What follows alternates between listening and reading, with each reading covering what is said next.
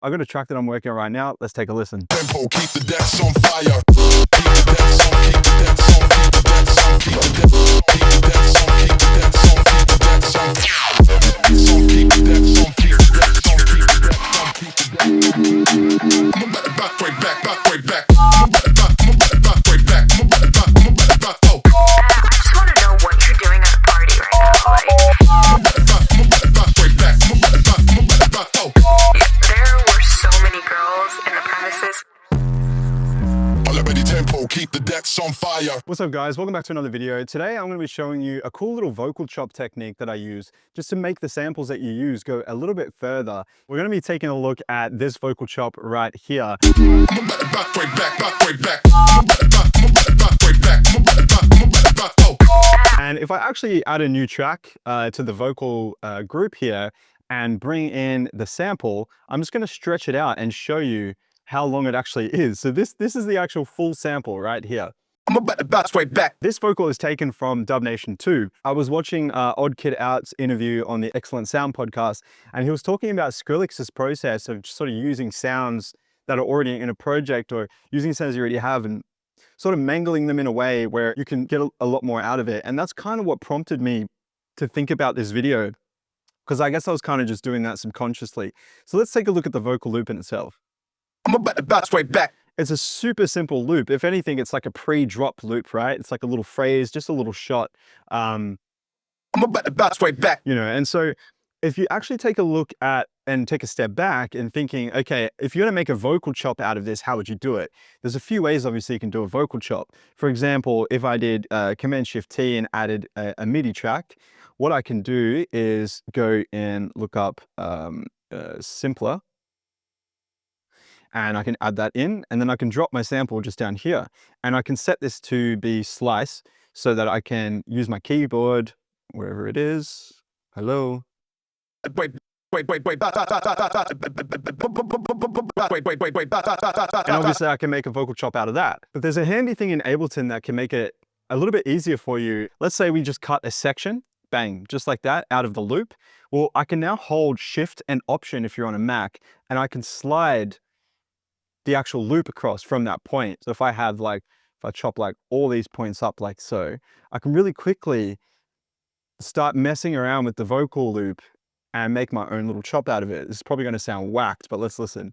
You know, so something like that. So anyone can put a loop down on Ableton, chop it up, press Shift Option and swiggle through it. But how do you make it memorable? How do you make it sound good? How do you make this section of the song stand out and be perhaps the whole thing that the entire song's wrapped around?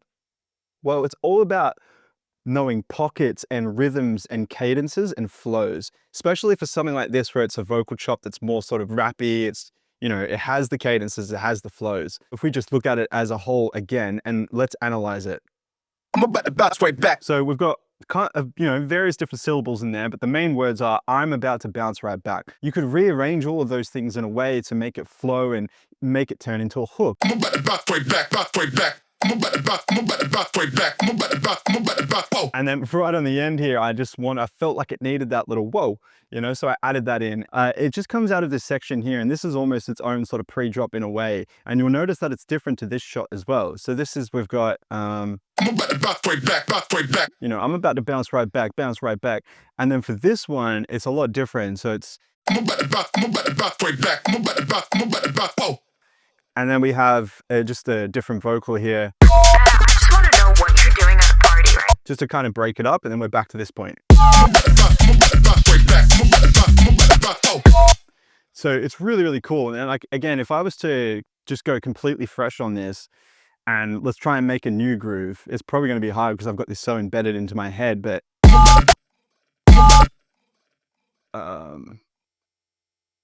so we could even go, if you think about it in your head, I'm about to bounce right back. You know, something like that. And this bounce has to be pretty short, so we can chop that right there.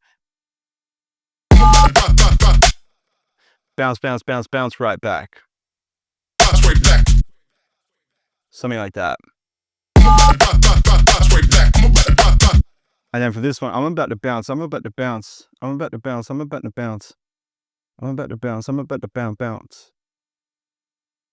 And then we can grab that wall right here.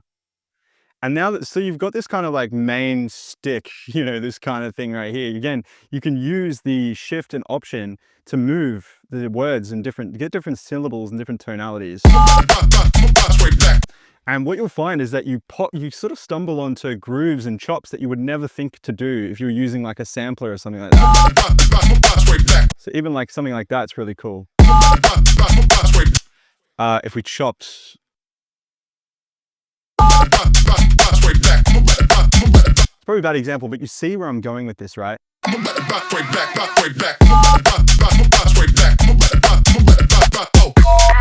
So something like that. I do prefer this one a lot more. So we're gonna just replace that really quick. This is just a cool little trick I wanted to jump in here for vocal chops. Hope you guys have enjoyed this video. Let me know what you want to see more of next. Make sure to like, comment, subscribe, and I'll see you in the next one.